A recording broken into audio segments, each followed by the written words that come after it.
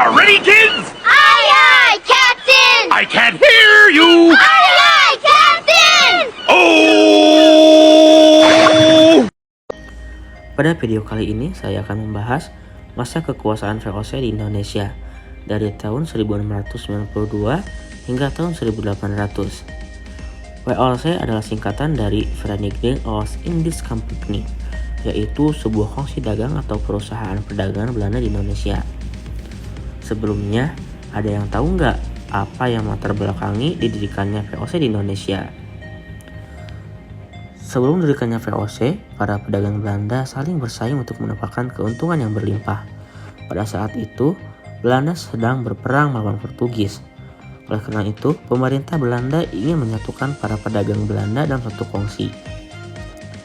Atas prakarsa Prins Maurits sebagai wali negara Belanda, VOC akhirnya didirikan pada tanggal 20 Maret tahun 1602 di Amsterdam, Belanda.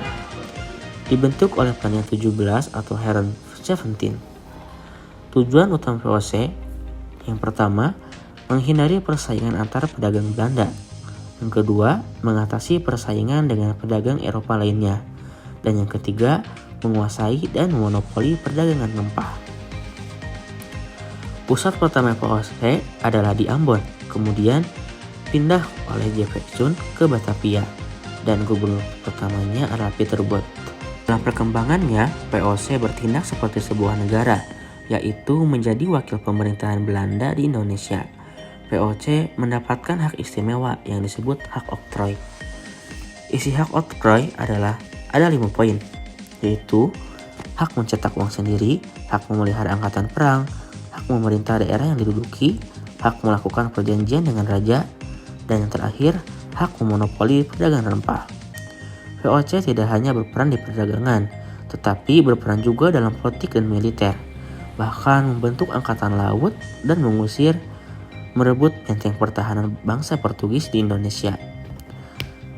Keberhasilan Belanda melawan Portugis di Maluku membuat peluang bagi VOC untuk menerapkan monopoli perdagangan di Maluku. VOC menerapkan 3 kebijakan agar mencapai puncak kejayaannya, yaitu 3 kebijakan VOC, yaitu Hongitochten atau pelayaran Hongi, yang kedua Kontingenten, dan yang ketiga ekstirpasi. Hongitochten adalah pelayaran yang dilakukan oleh VOC dengan menggunakan senjata lengkap untuk mengawasi jalannya monopoli perdagangan. Apabila ditemukan pelanggaran, biasanya para pelanggar akan dikenai hukuman yang disebut ekstirpasi. Kontingenten adalah kewajiban rakyat membayar pajak sesuai dengan besaran pajak ditentukan oleh VOC. Pembayaran pajak dilakukan menggunakan sel bumi tanpa sistem ganti rugi. Puncak kejayaan VOC. Pada tahun 1637, VOC berhasil mengekspor 10.000 pikul gula yang setara dengan 625.000 kg gula per tahun. Kemudian, kekayaan yang melonjak, yakni menjadi 78 juta gulden yang setara dengan 112,6 triliun. Kongsi dagang ini mempekerjakan 70.000 pekerja yang bertahan hingga 400 tahun. Kemudian asetnya sendiri ada 150.000 perahu dagang, 40 kapal perang, juga angkatan bersenjata yang dimiliki secara pribadi sebanyak 10.000 tentara. VOC juga menguasai wilayah yang luas Indonesia.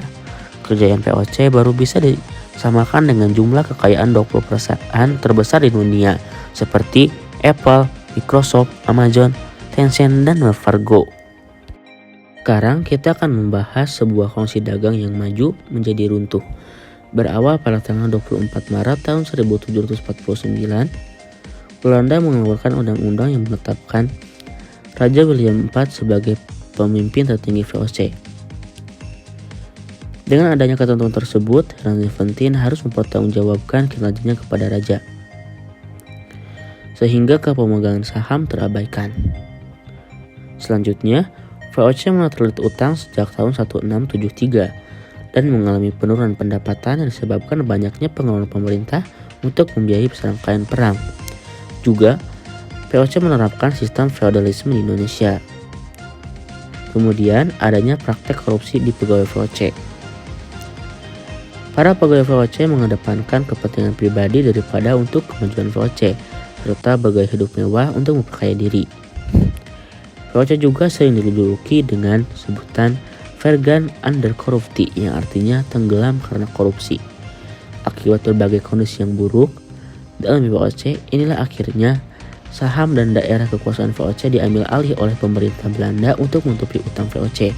Dan pada tanggal 31 Desember tahun 1799, pemerintah Belanda resmi membubarkan VOC.